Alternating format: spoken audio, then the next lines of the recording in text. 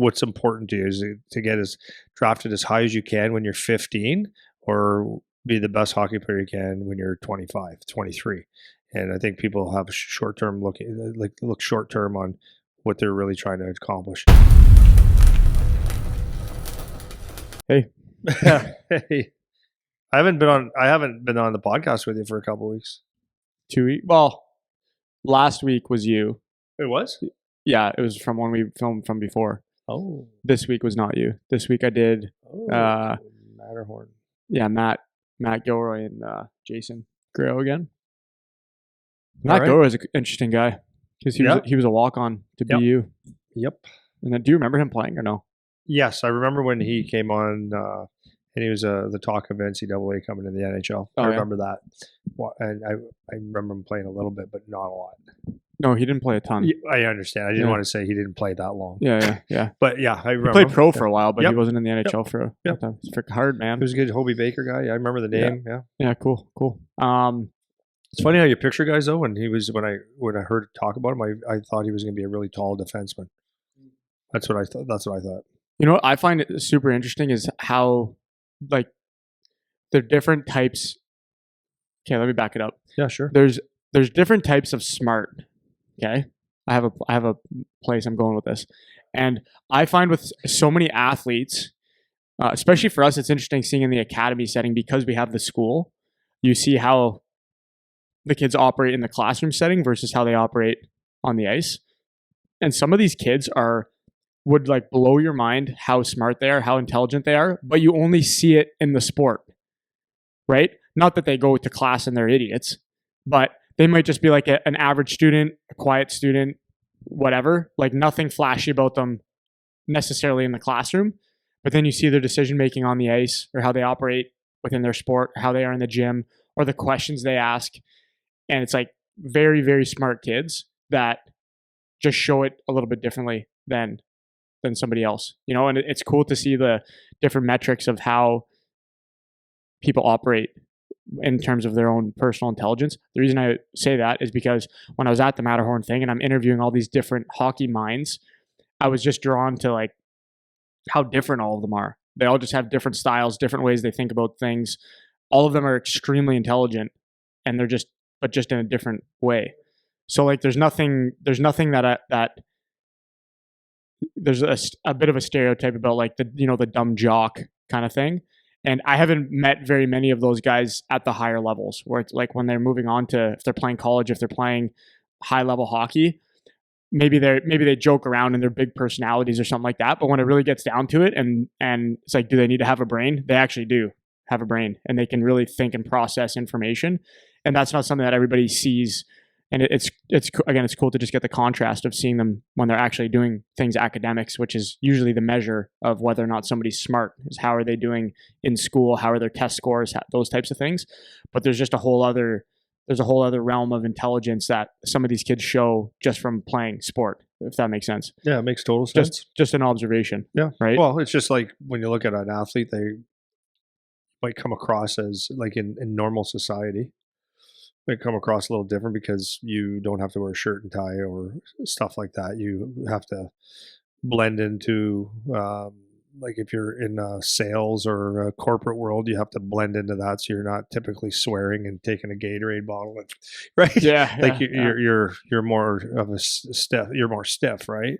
So you blend into that, and then the persona. If you have to act like you don't have to act. You have to present yourself like you're an intelligent, put together person all the time.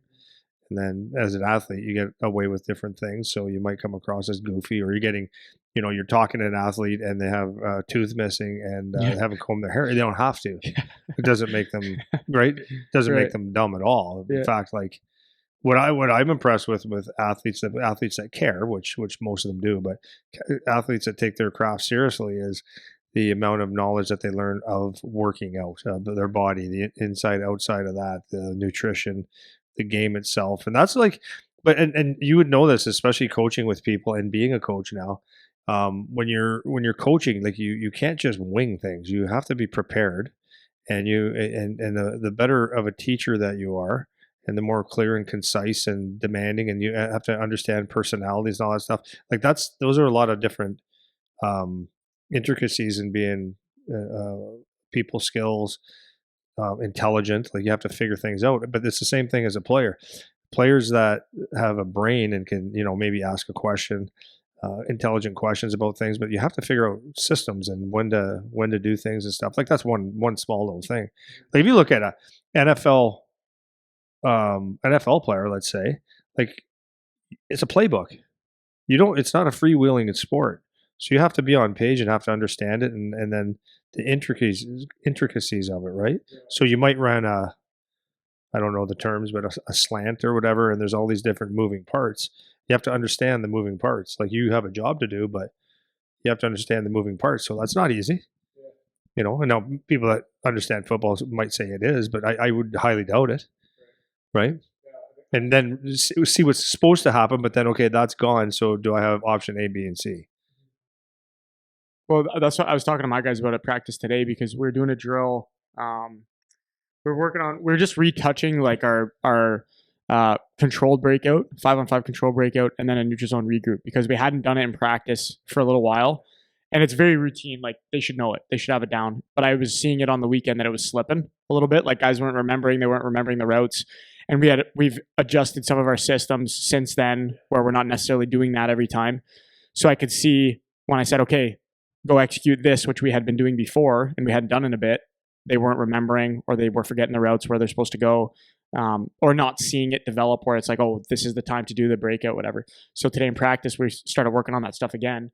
And we were short a couple guys today. We got bad weather here today, so guys couldn't drive into school, and a couple guys hurt and sick, whatever.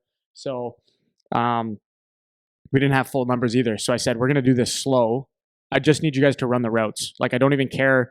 I don't care if you're a forward or a D in a forwards or D spot, because you guys should know what everybody's doing. And let's just run the routes, make sure we have good talk, and we execute it properly. And so the first time through, like almost everybody, there was some kind of a fumble, and somebody came up to ask me a question about it. So I go, okay, that's good. So I stopped and I went back to the board and redrew everything out again. And after 4 guys asked me a question, now I'm like, okay, so this is on me. I have to re-explain what we're doing, because I haven't kept it fresh enough for these guys. So I brought them in to redo it, and understanding the ability to like flip between plans. So it's like executing anything. It's like, we have this plan, but we also have all these other tools we could use. And for our game plan today, we're not going to use these other tools, but you still have to remember that you have those as tools. And I run into this with jiu-jitsu all the time, because I'm not good at jiu-jitsu. I've been going for a while, but I'm still not very good. So I don't have the bank of tools readily available to just pull out of my brain. I still have to like drill it, see it, do it, and then go back and drill it. I'm not in the position where I can just play and be creative and all this stuff, because I don't have the expertise yet with the tools that are available to me. And these kids are kind of in that same exact zone, which is actually another side tangent of just like, it's really cool for me to be in that position, because it keeps me in the mindset of being the player, where I don't know. I think I know. I feel like I know what you showed me, but then I forget it 5 seconds later when you move on to the next thing, and I have to refresh it. So for these kids, learning that ability to flip between plans and keep all the tools you have readily available and know them so well that they're solidified, where I can just say it and you know what you're supposed to do. A lot of them aren't there yet, but that takes a certain amount of like intellectual capability to be able to have that stuff on recall when you need it. And it's just a different way of showing intelligence, as opposed to, writing your test or doing a math problem, but it's the same kind of skill set. It's not that different. And one thing I noticed with your kid is has always been what would be the way I want to say it? I was going to use the word impressive, but that's not the word I want to use. The way he asks questions is very telling about what he's thinking about, if that makes sense. So they're quality questions is what I want to say. So there's certain questions where like some guys will ask me the question and it's like, you're not paying attention. I've done this 100 times. Like, you're not doing your job to review and understand and know. And then there's other questions where it's like, you're trying to dig in a layer deeper. You're trying to understand the why. You're trying to do, and when you get kids that ask those questions, like, what a sign of intelligence that is. And you always say for Charlie, and I know for Charlie, like, he was not a school guy. He's not a guy that was like, I want to go do book stuff and and whatever. But it's the same kind of skill set, so it's impressive Well, to see. some of the questions are challenging questions, eh? It's like, because I like that. Not challenging with a snarkiness to it, but a challenge like, yeah, but, or what if, and what if I did this, or yeah, but I don't feel that. What they challenge the teaching or the skill or whatever to maybe they see a different angle or different improvement. It's not a negative challenge; it's just a challenge, and I need to know why because it'll make sense to me. Yeah, 100%. And those guys you got to be careful. Not careful, but you have to teach them the right way because like a lot of coaches will just say because, and that ain't getting to those guys. They need to know why. That was me in school. I needed to know why, and it wasn't being snarky. I asked teachers all the time. So like, what do I need to know this, or why do we learning this? It was a nice polite kid, but it was always just because. It's like bad answer for me. You're not keeping me in school, Right. I was always the same. I was always I still am now. It's like if something needs to make sense in my mind, like I need to be able to logic through it, and like I need to see the mental progression that makes sense for that to be something I accept mentally. And I've been like that since I was a kid too. Like I've always wanted to know, like, even if I didn't say it out loud, like in my mind, I remember this because I was a school kid. I liked school, and I remember doing like math problems, and like I didn't have it this what's the word, explicitly in my head because I couldn't communicate that well while I was a kid. But I was always curious of like why does this, I wanted to know how this actually works underneath. It wasn't good enough for me to memorize the steps. I didn't want to just memorize the steps. So if you don't memorize, then you forget. So there's like, you don't know what you don't know. That's why you don't have. Because if you knew what you knew you'd have, to know and not to do is not to know. Right. So just that's simply means. Yeah. I heard that a long time ago, and it's, you don't know what you don't know, right? And then that's why you don't have the things that you need to have, or have the knowledge, whatever it is that you're trying to acquire, right? Once you have the knowledge and you really know, then you can do anything with it. So like if I look at me from a training players, like, if they say I'm having a hard time, or I can recognize something, like if some pucks are bouncing off a stick or they're not coming off the right way, it's like I don't have to sit there and go, okay, what could it be? Like, I don't study. It's like, okay, I know from so much experience, it's like it's going to be one of three things. Are they loaded up properly, hands in the right position, right? Different things, and then we go from there. That's knowing what I'm teaching, not trying to figure it out. So like even when you're saying about the guys running the routes today, it's like because they don't know that they know, right? That's they don't have the knowledge and the experience to say, okay, here's what it's going, right? If I am the D skating it out to do a drop, like even if I've never done it before, I know this game and I know what I need to do. Obviously, I need to take the first guy, right, the F1, move it back and eliminate that threat. So, but you would just know. You don't have to be told every single time. And that's a big difference of just memorizing what I said and actually understanding what I said. Because if you understand, then now you can play, right? This is what it means to like play within the structure. It's like I loosely give a structure, but like there's sometimes I make corrections with kids, and it's not like necessarily the kid's fault or anything, but sometimes they'll run the routes that I said, but in that specific situation, it's like you should have made a read and did something different. And it's like, yeah, you memorized what I said to do, but that's not the right read for this situation now. Whereas like some kids that really grasp it, they'll be able to make the read. They'll know when to break the rules, if that makes sense. It's like I give a rule, and like the thing about rules is you need to know when to break the rules, So like it's like, yeah, you do this most of the time, but there's going to be variation, and you need to be smart enough as a player to make the right read. And that part of it I can't coach, right? That part of it, like it has to come from you in real time playing the game, making the decision. And so that's why for me, like with my coaching philosophy, maybe I've said it by accident before, but I never say never do anything, right? Because I know that that's just not the game. Like some people are like, never skate in front of your own net. It's like, well, sometimes you skate in front of your own net. Never pass in front of your own net. It's like, well, one of our key D-zone faceoffs is we pass it right in front of our own net. It's like, so there's always exceptions to like the general rules. And so I always give that caveat when I'm trying to teach the players something. It's like, yeah, like you do this, but there's other things that can happen. So like you have to be able to make a play. You have to be able to see what's happening and adjust. And that's what makes players really good and really valuable. Like the ones that can see it and kind of and do that stuff, right? Yep. 100%. So I wasn't planning to say any of that, but there's a tangent for you to start off. Yeah. Wow. So I wanted to ask you first about, because Charlie got traded. So I wanted to get your just kind of some of your thoughts on that, like what the, because we've done a few episodes while it's been ongoing, but we haven't really talked about it, obviously, because until it was done. So now that it is done and he's there and he's settled in and played several games and all that stuff, kind of just walk us through a little bit of your, what was going on for you, like as a dad, maybe a little bit on what was going on in the mind of the player, whatever of this adjustment could be coming, pros and cons, and just like your general. How far am I taking it back? Not too far. Like I have another topic I want to get to. No, but like how far do you want to go? Like why it happened, how it happened? Or? No, just going through it, because I want to pull. Basically, what I want to pull out is it doesn't matter why it happened. It doesn't matter like how it happened, whatever, unless it's relevant to what you're saying. But I want to more so walk people through like the mindset of like, you know, changing teams, making a move, having to billet, having to change billets, having to leave everything, you know, that's comfortable and that kind of process. Yeah. So, well, first of all, I was traded when I played, and I feel it's a totally different. And I think it's totally different for him because I think he's a better player, and more important to his team, more important to the Guelph Storm when he was there than I was to my team, and he was very loyal, and he bled.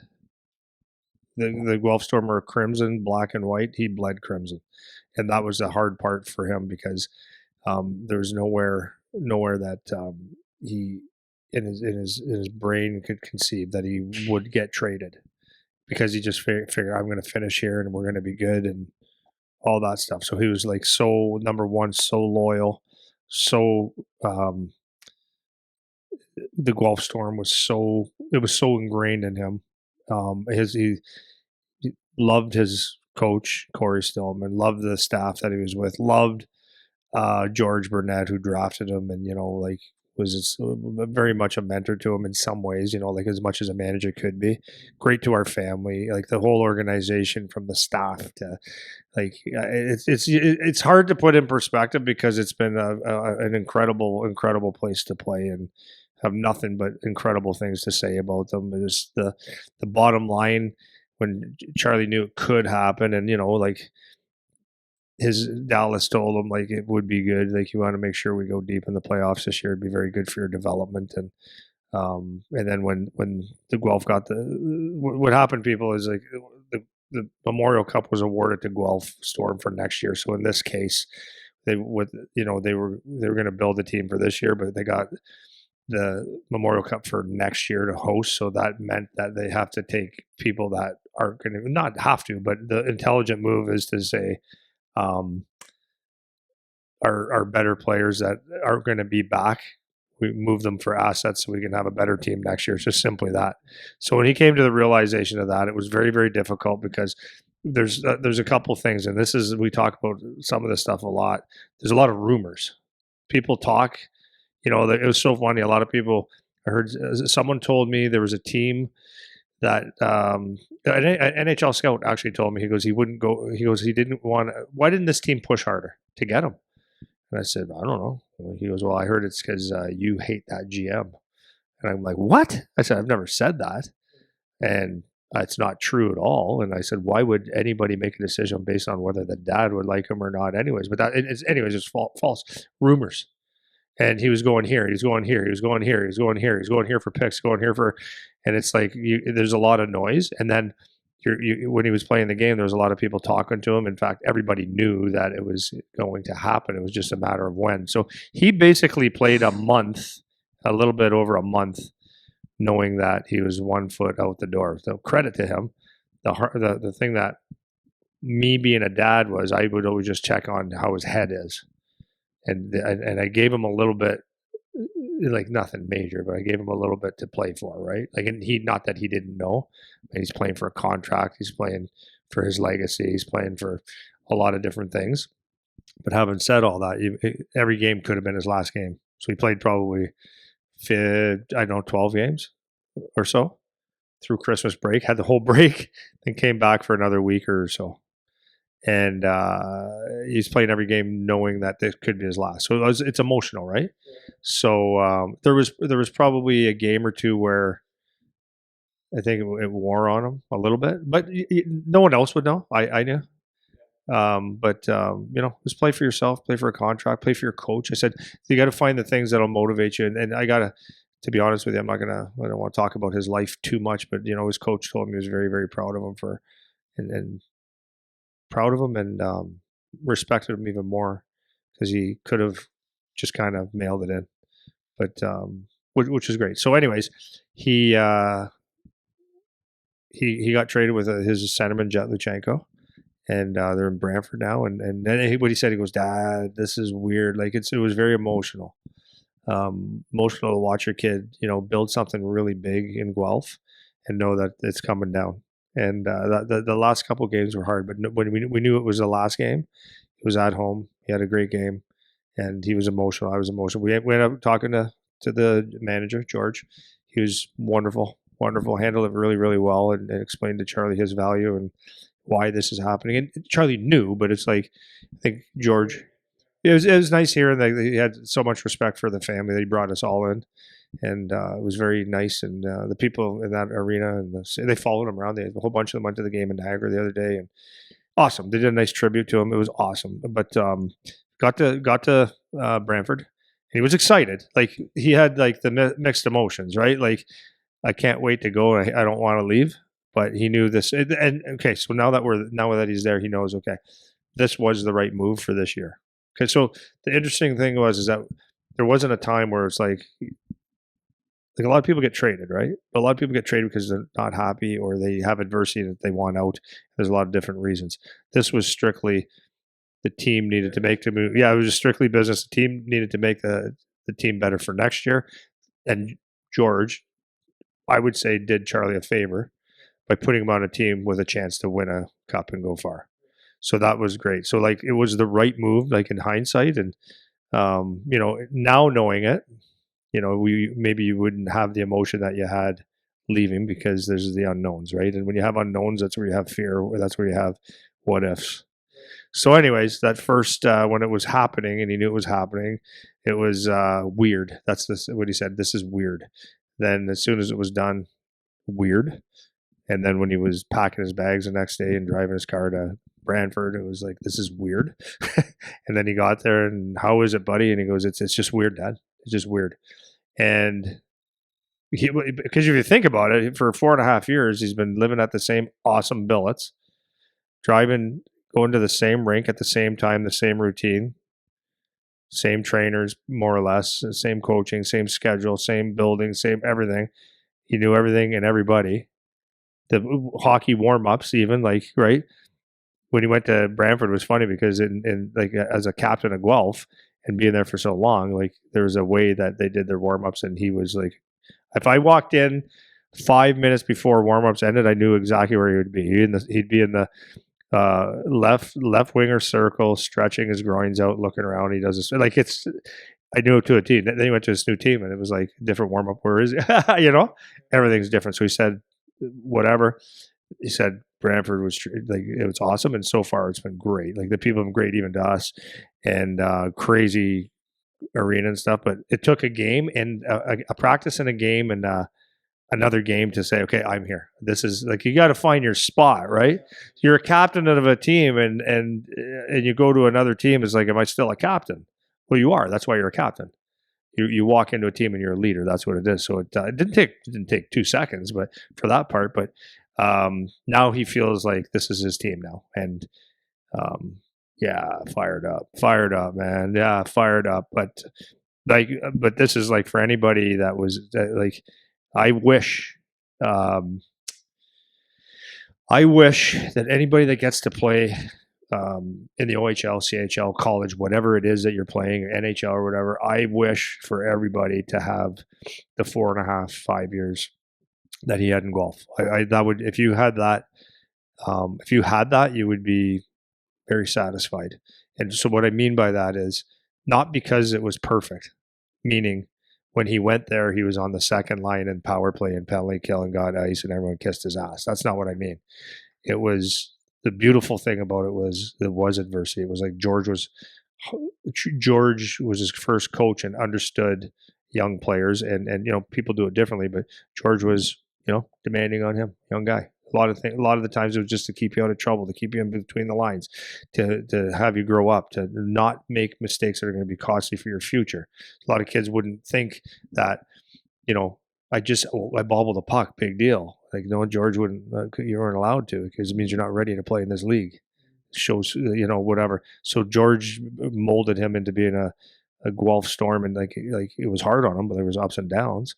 And but that's what you want. You want to get through that one, right? And then the next year you go through your ups and your downs, and it was a wonderful thing to see my kid work through the good and the bad, because it always ends up being good at the end. And so I would wish anybody, like, that organization is incredible. I hope every kid that has a chance to play in the league can have that 4 or 5 year career with one team, because it was freaking awesome. And he's ending it. Is going to end his junior career with a wonderful team too. So it was a perfect. As much as it's imperfect, it was perfect. Yeah, it was perfect. Yeah. So maybe like zooming out, not maybe getting away from like specifically about Charlie, though you can obviously reference that. Just talk a little bit, put your dad hat on, and talk about a little bit of the, your kid moving away, switching teams, some of the like thoughts and considerations there of like, is it better? Is it worse? Is it the same? What makes something like, the right move versus the wrong move? And I'm bringing this back down to like youth hockey now, right? Because in youth hockey now, open borders, you can go wherever you want, you can do whatever you want. A lot of people want to move, a lot of people want to have their kids, jump around to different teams and all that stuff. And that doesn't mean it's not good, right? I'm not saying that as like that's a bad thing to do. It's just a conversation about the considerations that you were making. So just having gone through it now, what kind of, where does your mind go? I guess even from when he first moved away. Charlie never was jumping around switching teams or anything like that in youth hockey, but when he did end up going away, and then when he is going through a trade and changing teams, whatever, like go through your mindset as dad, and then maybe relate that back to with the youth guys and kids that are parents that are making decisions, moving their kids around and that kind of stuff. One thing that my wife pointed this out, and I was really, she said that to a few people, like, since he's been in Guelph, he's only played on 3 teams his whole life. One was when he played in his local, in our town, Essex Ravens, till he was 11 or 12. Then he played for the Windsor Junior Spitfires minor hockey, and then he got drafted to the Guelph Storm, and that's the only team. Now it's Brantford's his 4th team. And I like that. I know everybody's a little bit different, but what I like about that, see, the thing is that what I don't like about, I'll tell you what I don't like first. What I don't like in any player is when I see that they've played, unless it's not their choice, but if they've played 6 years or 8 years of hockey, or they include junior, let's say 10 years of hockey, and they have 8 to 10 teams. Because to me, that says, okay, you're chasing something, or you can't build loyalty, or you don't like adversity, or you want it to be easy and you're chasing teams. That's what it says to me. I could be wrong, but that's what it says to me. Whereas when I look at someone that plays in one organization, especially if they're not winning championships every year, what that says to me is that someone has loyalty, someone has the willing to face adversity, willing to take the good and the bad and fight through it to make it good. And that's what it says to me.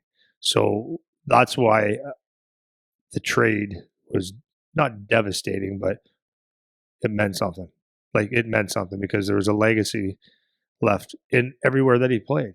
Him, or so in general, if you play somewhere, you get to know the fans, the city, but you're going to have ups, you're going to have downs, and it's important to have.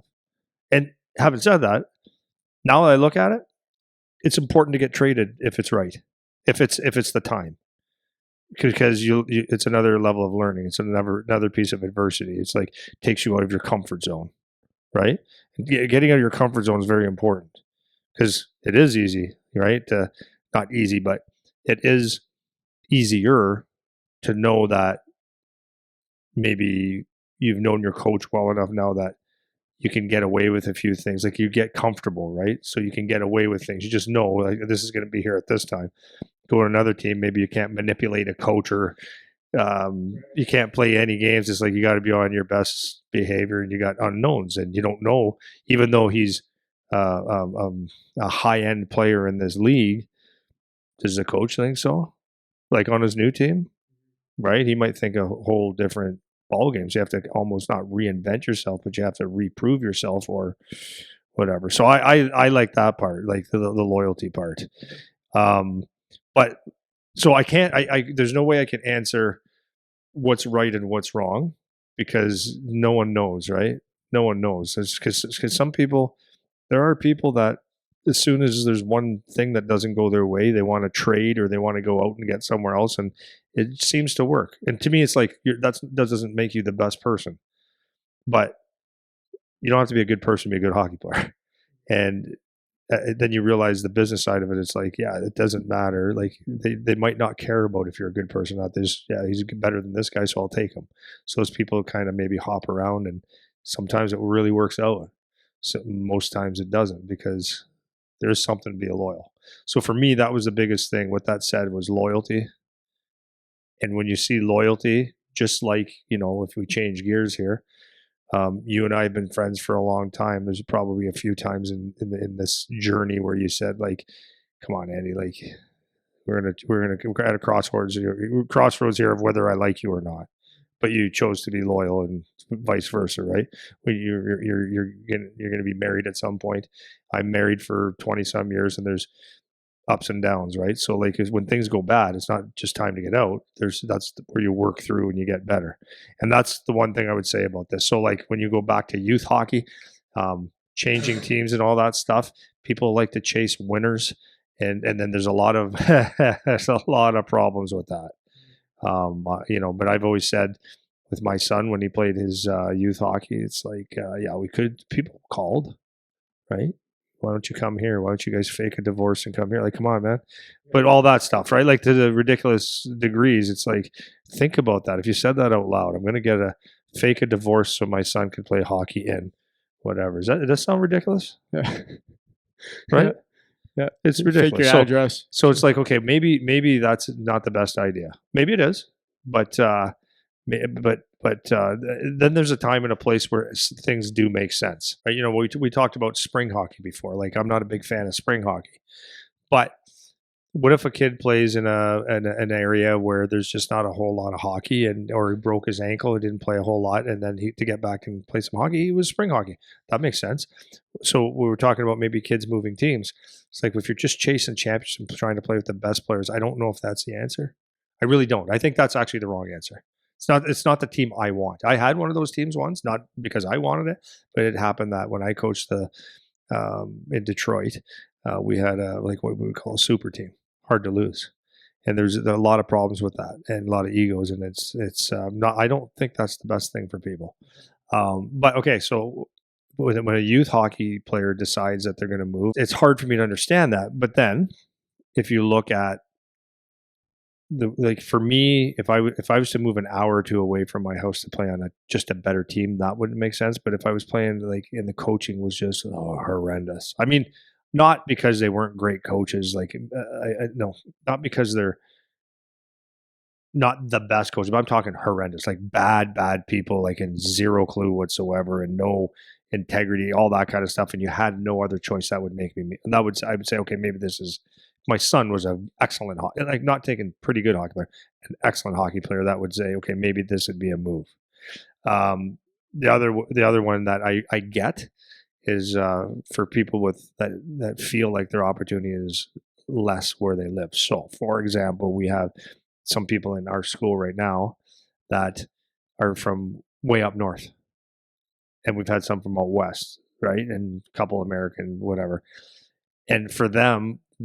And I challenge the parents on that because I'm not going to sit there and say, yeah, in this case, it's okay to come here because it's for me. I challenge them. I'm like, the first thing I say to them is like, it would be very hard for me to understand. You must have a pretty good reason to be able to send your kid away and hopefully the people you're dealing with are honest and good scenarios, because everyone's going to tell you they are.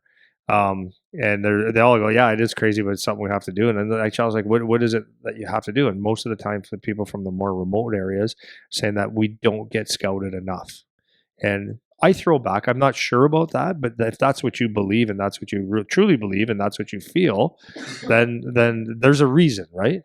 But just to chase winning teams and just to chase not having adversity and it doesn't make sense to me.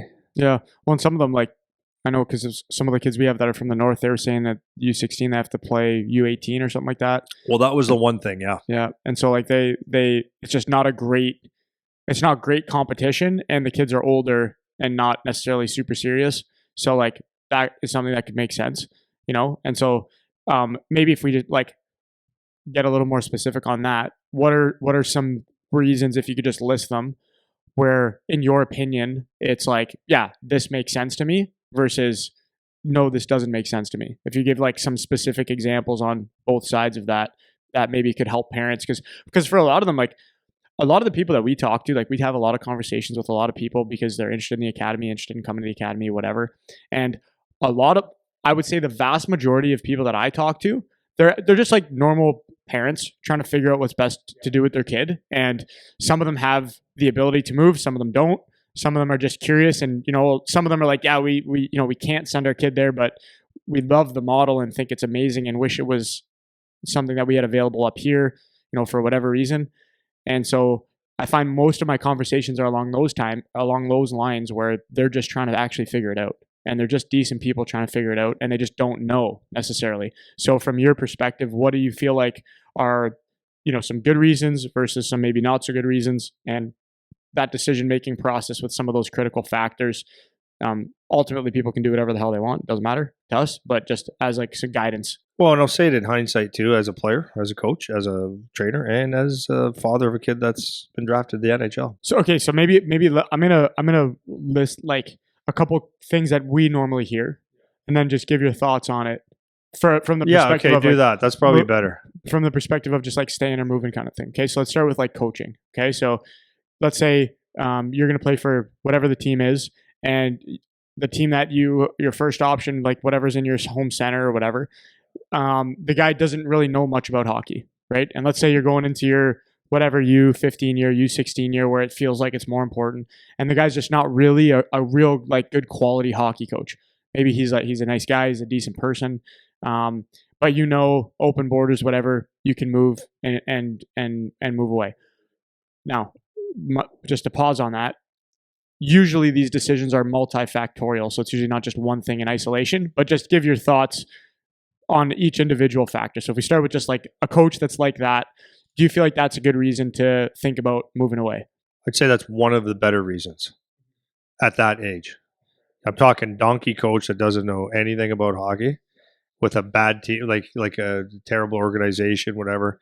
That would be something that I would say, okay, it makes some sense, because you do want to learn something on hockey and whatever, right? You need to have some hockey knowledge. So I would say yes, that would be one reason. Okay. What if a second thing I hear about a lot is the quality of the teammates that you have? So To a degree. Yeah. So let's say you're playing. Let's say you're playing for a team and you're going to play in all the tournaments. You can get into everything and do whatever. Whether or not you qualify for some is another question. But say you're right in there. It's not like you're way up north or somewhere where there's nothing going on. But your team maybe is not the strongest. So, and I'm not saying that it's, you know, you're playing with a house league team, but they're just like a lower end. So you're but saying they are AAA. It's a AAA you go to a level tournament, team. if you win a game or two, that's really good. Right. So like it would be like if you don't like you can keep games reasonable. Yeah. Like, so for us here, like just to be like clear about it, like it'd be like, right. Typically like when they were a wagon of a team, They're pretty good. but on most years, they're going to be a very average AAA team. That's what it is. Right. So if we use that type of team as an example, you're going to play for that kind of team. What are your thoughts on moving in that type of situation? Wouldn't move. How come? Because that's life. There's more to it. Yeah. That's life. You like, first of all, and I'm getting rid of the loyalty. It's just what people don't realize is that you have to play with bad players, because the world, like, and it's every different level of bad players, right? You have to be able to play um, a game where you might be on the ice centering a winger that can't handle the pass, can't make a pass, can't. You got to figure it out. Got to learn how to play with guys that aren't as good as you or as good as a team. Because trust me, you go to the OHL and you're a high pick. Let's say you're a high pick. If you're a really really high pick, like I'm talking top 5, typically you're going to a team that finished bottom 5. On a bottom 5 team, what that means is that it's either they're really really young, or they lost a whole bunch of guys and they're really young, or they're just really poorly built and the quality of players aren't there. So you're going to play with some players that some players on those teams really shouldn't be in the league. So that's what you're playing with. You're going to play with those. You need to experience that. If you've played on only teams that you've got high skill and the competition is not really a competition. When it comes to the competition in real life, you're not ready. And you got to learn how to fight. Like, you got to learn how to win. You got to learn how to. It's also good to win, but you've got to learn how to to play bad players, maybe not great coaching, and just figure it out. You need to do that. So just devil's advocate. So let's say you've had like a few years of that, right? And you've played in a center or something where that's what it's been for the last little bit. Now you're getting to like the more important years, let's say U15, U16 for AAA, and you have an opportunity where you could move. What would you make of the argument of like, okay, like, but like, is that something that we should have to deal with right now? Like, doesn't it make sense to go somewhere where my kid will get a better opportunity, maybe end up getting drafted, or maybe end up with more eyes on him, or whatever the justification is, and then deal with that problem later? Like, deal with the problem you're talking about later, where it's like once we get there, that'd be a totally personal choice. Totally personal choice, not necessary though. Right. So then, but do you see that as a smart way of thinking about it, or a good way of looking at it, where it's like, I can wait, I can have my kid wait to figure out that lesson until he gets to the OHL or until he gets to junior hockey? Or do you feel like that's like too late? What if you always play on a bad team in junior? Like, I don't think it's necessary at all. And you can ask, go through many players in the NHL. I'm going to think Justin Brazeau, he was in Boston. I think he went to Minnesota now. Like, he was a late pick. I don't know if he was drafted in the NHL. He got there.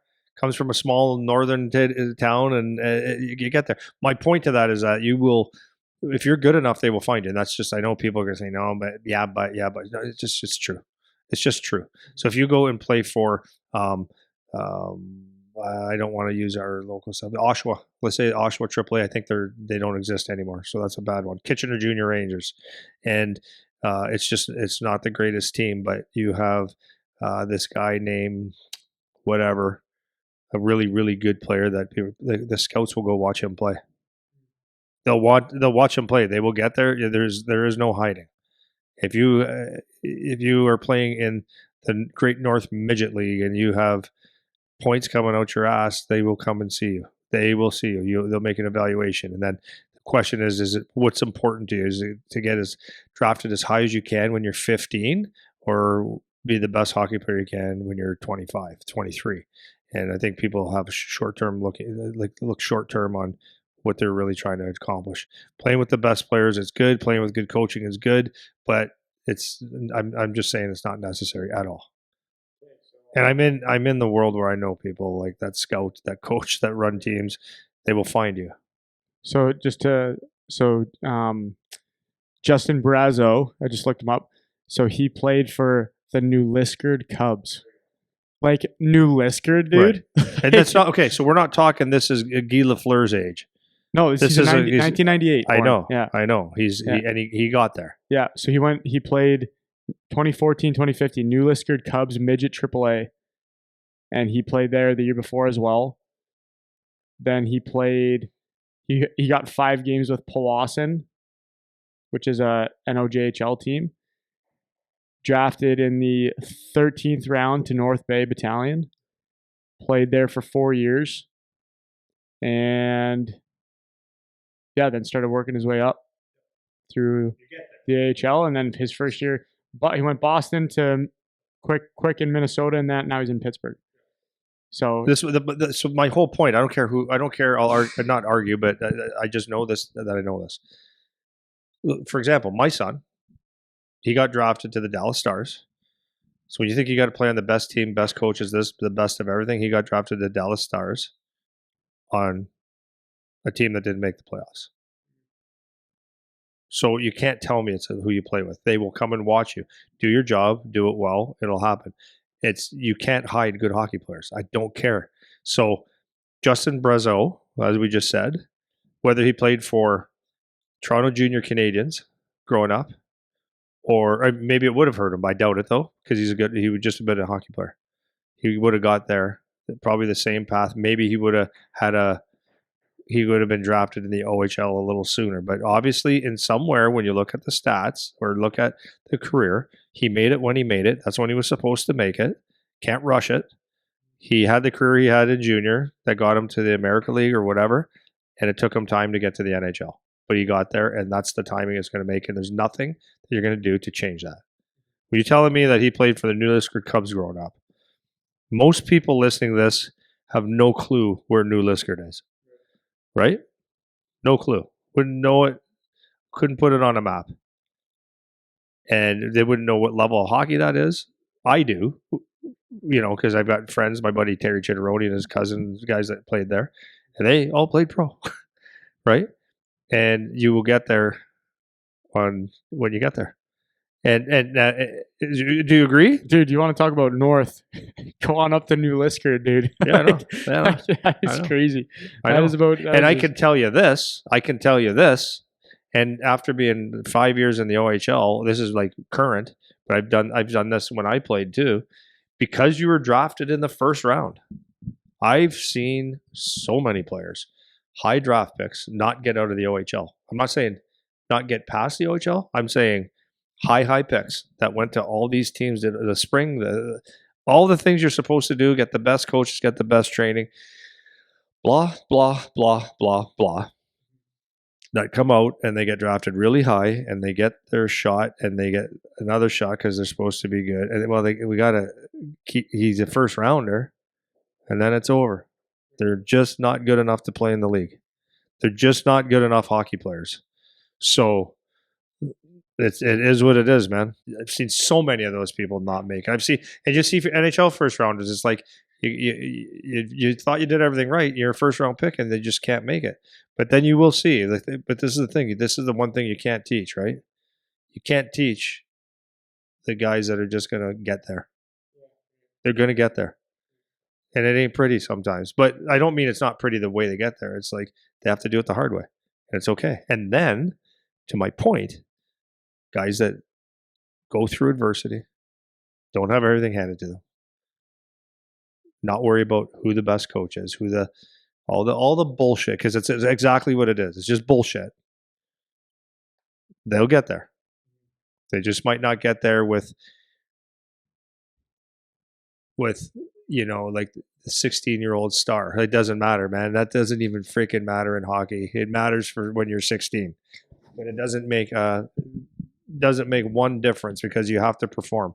And yeah, as a first rounder, second rounder, you might get a little bit of a leash, a little bit longer leash, but at the end of the day, you got to perform. You got to be better than someone else. So last kind of question on whether it's worth moving or not.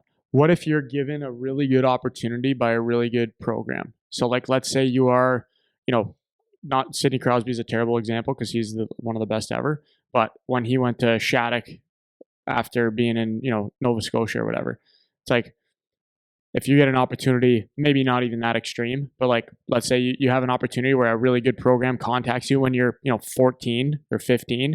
And I'm not even going to list what the programs are. Like, obviously I'm biased and think our program would be one of those, but the other programs I don't know, because some of them are just like, are you good because the program's good, or are you good because you get the good players? Right. So like, I'm not even going to mention which would be worth that kind of decision making. That'll be for people to learn about and understand. But what about that factor? If you are just you're presented with a really good opportunity for your kid where he would have to move away from home, and it just feels like a good program, a good fit, and all of that stuff. I don't know. I don't know. My kid was never Sidney Crosby. My kid was never Connor McDavid. My kid was just a really good player. So it was never necessary to think about that. Ever. I think I'm not wrong. Connor McDavid would be Connor McDavid, whatever he did. Sidney Crosby would have been Sidney Crosby if he didn't go to Shattuck, I think. Positive of that. But maybe it was good for him because he was so good at that age that, playing out east, the caliber wouldn't be Toronto for sure. So maybe that was a good decision for him. And I mean, he's got no regrets. So you can't sit there and say like Sidney Crosby should have stayed home. Like you can't say that. I just think it's going to obviously depend on the people, but it always, Eric, the thing that comes down to it is this, as I said, Eric, it comes down to like everyone's got their own decision. And it depends, to me, it depends on your reason for leaving. Because a lot of people will disguise a really good opportunity and meaning I'm playing with better players in a better program. And that gives my kid a chance to play with, gives him a better chance of getting drafted or whatever. So I would never say that that's stupid. It's not none of my business what people do because people are going to do what they do. But I haven't been in that situation, so I can't say that. But a lot of people that are doing these things are in situations where they do not have to do one thing. You know what I mean? That's the part that sucks. And the big thing is if you can hang on to your kid for one more year, I would have. Like if my kid had to move away at 15 and he wasn't playing junior to like in the OHL, unless it was necessary to play junior B first or something, like no, I would have done it. So yeah, interesting. I think it's interesting to talk about because I say this all the time is like there's no recipe and you can find an example of anyone doing any which thing. Like you can find the example of the kid that moved and whatever and it all worked out. You can find the example that played in freaking Timmins, Ontario and it worked out, and you can find an example of the kid that jumped to 20 teams in his youth hockey career and it worked out. And so there really is not a clear recipe. It's more just, I think it comes down to more just like what kind of kid do you want to develop? Like what kind of player and person do you want to develop? And obviously I'm aligned with you, and if you do things a certain way, you're going to get a certain outcome. If you do things a different way, you're going to get a certain outcome. And you plant corn, you get corn, as you say, right? So yeah, like what was I going to say about that? The other mentality is from mom and dad, and this is the one that is very, very frustrating. I question many times because we talk to mostly parents. So that's when we do have talks with families. I always request, can we meet your boy? Because truly, bottom of my heart, I don't want a kid coming here because his dad, or going anywhere because their dad thinks that's the best thing for them and they haven't consulted the kid. Because a lot of these people are making decisions for the kids and the kids are going, so that's why I always think I'd love to meet your boy. Because he might look at me, talk to me and go, what a jackass. Yeah, I don't want to play for that guy. He's an idiot. Right? Or he might say, no, that's the person I want to go with because that person makes sense to me and he seems honest. And like kids can read people sometimes. Didn't tell me everything I wanted to hear. Or I don't want to go to him because he told me everything I want to hear. I know he's full of shit. And so that's important. Like, do the kids really know? It's my quote all the time. Motivated parents, motivated players, they don't live in the same house most of the time. Right? And in many cases, the parents wanting something that the kids haven't even thought of. They think they're doing something great. Why do they think they're doing something great for their kids? Because parents in general get caught up in this thing. And what happens, and I've talking to a couple of people about this recently, a guy that doesn't know, thinks he knows what's going on, thinks he knows, but doesn't have a clue, is talking to another person who thinks he knows, but doesn't have a clue, who talks to another person in the same boat, and they all start talking and they start coming up with, this is what we need to do because this is happening and this is happening. And, it's politics and it's this and it's this and this. And they come up with this scenario where, well, I guess we got to move our 12-year-old kid to the best team in the planet. And it's like, you don't, but they believe in their heart that they do, but they're so far removed from what reality is. The next phase on that, in my opinion, is that when you don't know, you don't know. You think you know. Dangerous.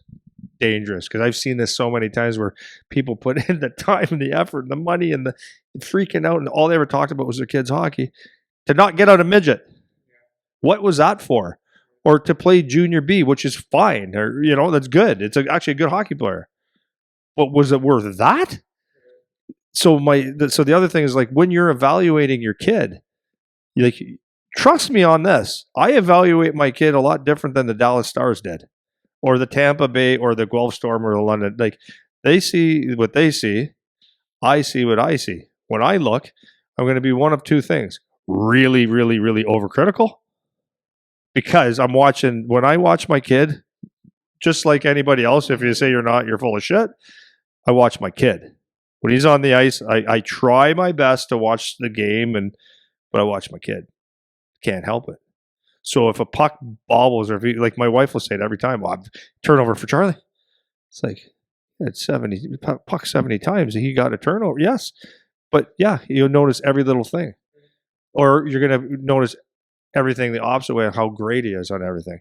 Where you might lost the battle. Oh, because you got more butts, yabba dabba do, right? Love that. So you're watching that you can't be true when you're a parent. And then the other thing is, like, when you evaluate your parent, who are you comparing them to?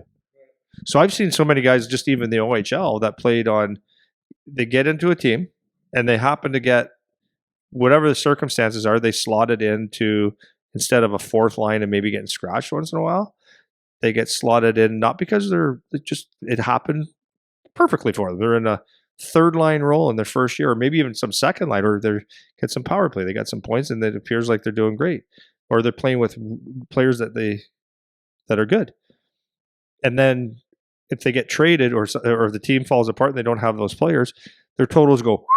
It's like, what's wrong with this guy? He was really good. He was a first round pick. Here's a first round pick there. It's like, it was all not bullshit. It was all smoke and mirrors. When you're, depending on who you play with, how you play, you're going to get different results, right? So if you've always played with good players, and now the adversity comes, now you see how you deal with it. So anyways, last thing on this is, when you want to evaluate players, I have a pretty good grasp on what my son is. And he knew he was going to, when he got traded to Brantford, he goes, okay, this is going to be different now. Good for him, because he was a top scorer in Guelph, power play, penalty kill. Like, you couldn't get him off the ice. Now he's on a team that is super, super skilled. Like, they have 4 lines that 3 of them could be first lines on any team. And the 4th line is really good. And it's got a mix of everything. So he knew, because he's smart and he was raised the right way as far as hockey goes, okay, now I get to play my hockey. That's a power forward. I'm going to finish my hit. Like, that game again. So does that mean you get butt hurt if you're not in the first unit of the power play? Well, you got a power play that's clicking at 40% right now. We should throw someone on there and see how that works. Why would you ever do that? And the skill level, as you saw with some of these guys on the Brantford team, it's like, it's off the charts. And Charlie said it. I think I told you that the last time we talked, was mom was like, and he goes, stop. He goes, I was on the flank in Guelph. And he goes, like, because I had to be, and it worked out well. He goes, I am not a flank on this team. He goes, I am in front of the net. And to his credit, he goes, when I play pro, this is the job I'm going to be doing there. So, but we recognized how, as skilled as he is, ain't even close to the skill piece on these, 3-4 guys. So when you evaluate your kid, loaded. If you evaluate your kid, man, just. Yeah, for sure. Cool. We didn't end up talking about anything I wanted to talk about. No, are you serious? Yeah, I swear. I had funny. Had a whole plan here. No way. Well, I guess next week, right? Yeah, I'll save next time. I'll save it for next week. That's hilarious. You know what though? I think I think it's really useful. I think it's timely, because, like, people are going to start thinking about next year and what they're doing, and now they have freedom to move and all that stuff in Ontario. Whereas, like, you don't, in other places had always had that and whatever, but in Ontario, this is new for us. So we'll see you next week. Right. Bye.